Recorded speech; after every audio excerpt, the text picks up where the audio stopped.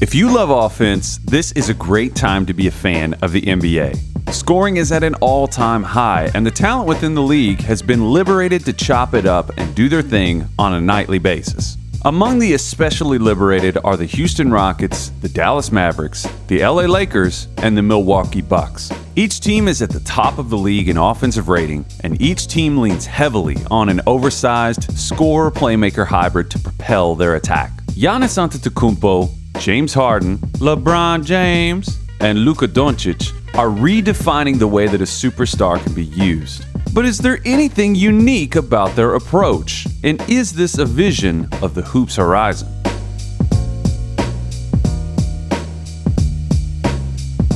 First, I think it's important that we zoom through the basic history of two symbiotic concepts that drive basketball as we know it: three-point shooting and spacing. Spacing is respect. It responds to likelihood.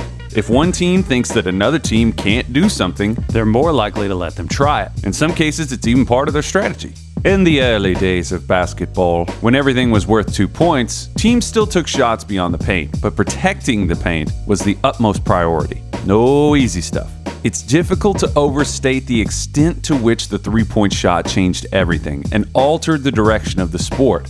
It was slow going at the start, though. The players and the coaches that witnessed the dawn of the three-point era were unprepared to harness its power because they hadn't been taking or scheming for shots from that distance. But each of the preceding generations has been more eager and more able to let it fly. The league-wide number of three-point attempts per game has steadily increased nearly every single season since 1979-80, and it took until the 1986-87 season for the league-wide percentage to hit 30%. Because this was considered a wasteful shot, defenses could sag way into the lane. Where help-side rotations today look like flying, frantic sprints, rotation doesn't even really describe what some of those early teams did.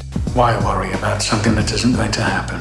Fast forward to the present, and things are vastly different. Every position on the floor can shoot it now, so that lack of respect from the defense has all but vanished. And this creates an aircraft hangar amount of space in the middle of the floor. So how do you best utilize all these shooters and all this space? Over the years, by chance that resembles Providence if we're being honest, some forward-thinking minds have teamed up to explore that question. The results are very clearly influencing the rest of the league. According to Synergy, in the last 5 seasons, teams have steadily pursued and produced more offense in the pick and roll and in transition than they have in the past. And those modes of offense are feeding spot-ups, which are also trending upwards. In other words, create as much easy offense in the middle of the floor, at the rim specifically, and if the defense responds, kick it for 3. This emphasis on manufacturing threes through the pick and roll and transition has created an opening for a certain type of player. Someone who can efficiently create and manipulate their own gravity in space, has the IQ to know when it's time to score and when it's time to pass, has the ability to make cross-court reads and exploit them. Each of these players, Giannis, Luka, LeBron, and James Harden, fits this bill to a T. Sure, yes, I hear you. There are other players throughout the league with this type of scoring ability and IQ. But what gives these specific players an advantage? Well, first, each of these players can really use their physicality to score the ball. 3 of these players are efficiently averaging over 30 points per game. Harden and Doncic are maddeningly prolific and crafty shot creators from just about everywhere. Giannis is the best 6'11" downhill driver finisher of all time. And LeBron does everything. If you score at that level, you command eyeballs, you attract bodies, and you force difficult decisions. It was normal in the past for a team to use a bigger player to create central passing angles from the middle or the lower portion of the floor.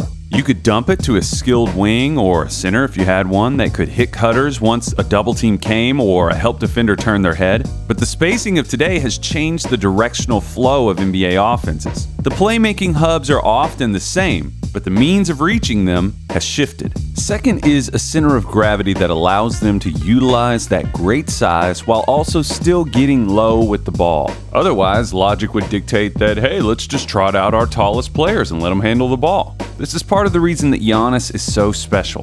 Third is the ability to comfortably fire passes to the wing from extreme angles, and because of their size, each of these players can do that. Take James Harden, for example. Harden takes a great angle off of this screen, and because of the shooting of his teammates and the threat of a potential lob to Clint Capella, Donovan Mitchell and Ricky Rubio are frozen in their tracks, and Joe Ingles is forced to cover more ground. Harden, with his great size and wingspan, has no trouble throwing over a tall defender to an open three-point shooter. Bang! Although there are clear overlaps in their games, it's fascinating to see each player do it in their own way. For Luka, obviously, it's the pick and roll. He's a savant, and it's a big reason why at 20 years old he's having one of the best second seasons of all time. There's no pass that he can't make, and there are times where the touch on his one-handed lobs makes me want to weep. Luka's size, pace, and IQ are at work here in this play. Aaron Gordon is an elite athlete and a big guy, so it makes sense for Luka to keep him engaged and contained by carving his way to the left block. Look at the weak side help. Because of the presence of those shooters, neither Fournier, Fultz, or Isaac can even begin to push towards Dwight Powell, who's rim running. They have to stay in the sightline of the potential skip passes because Luka can make them. That leads to a dunk. For Giannis, it's all about creating pressure in transition. Among the players logging at least 3 transition possessions per game, Giannis is scoring the most points, he's drawing the most shooting fouls, and he is converting the most and ones. The scramble to put bodies in his path is absolutely chaotic and hilarious at times, but for opposing defenses, his 77% shooting percentage at the rim is anything but funny. It is an exhausting and relentless nightmare, and even if you wall him up before the rim, his Mr. Fantastic arms can improbably find shooters around him. In the modern game, Giannis is the closest thing that we have to a singular event in basketball history. Stop the tape for a second. We have to take a second and appreciate how ridiculous this is. We have a 6'11" guy taking a dribble handoff from a guard, going into a pick and roll with a 7-footer and kicking it to him for an open 3. What the hell is happening? For James Harden, it's primarily isolation. He carries one of the heaviest ISO loads in the history of the league. Both he and Luka are so familiar with the rhythm and the flow of defensive rotations that they almost seem like they're playing 4 games of blackjack at the same time. And lastly, for the king himself. In year 17, he's still a blend of everything at the highest level. His skill set is like a Venn diagram of 100 ideal basketball traits, and then someone threw a dart in the dead center. And he's the prototypical player for this approach.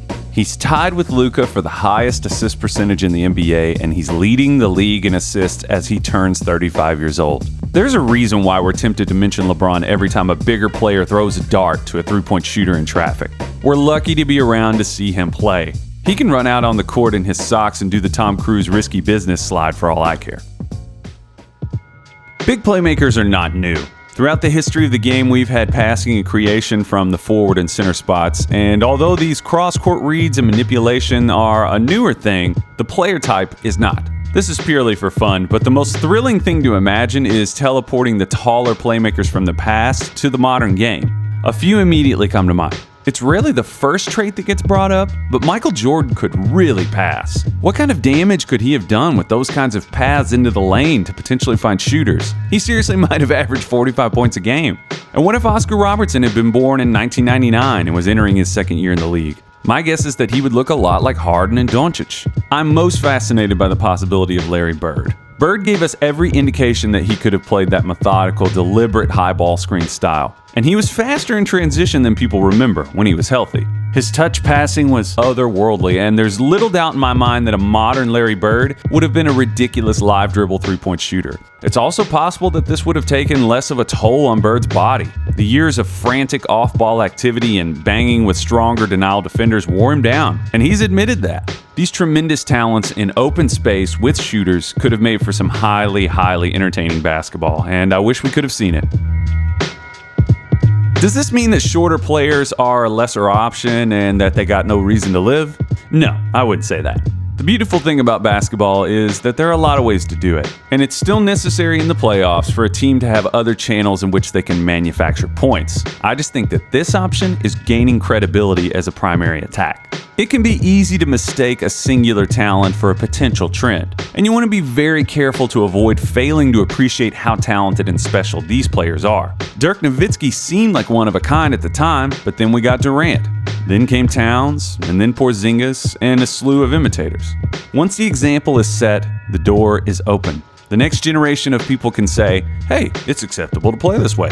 And then they put in the reps. It happens in nearly every era, and not just in basketball. Even among these next couple of draft classes, we've got some very capable candidates in guys like Cade Cunningham, the pick-and-roll whiz at Montverde Academy, Anthony Edwards, the freshman standout at Georgia that might be the #1 pick, and the notorious but ultra-talented LaMelo Ball. All three players are big wings that can score but also have that playmaking gene. Unless something drastically changes within the game of basketball, bigger players that can efficiently create offense in the middle of the floor and punish help defenders are going to become more and more valuable. I think we've only just begun. Let me know if you agree.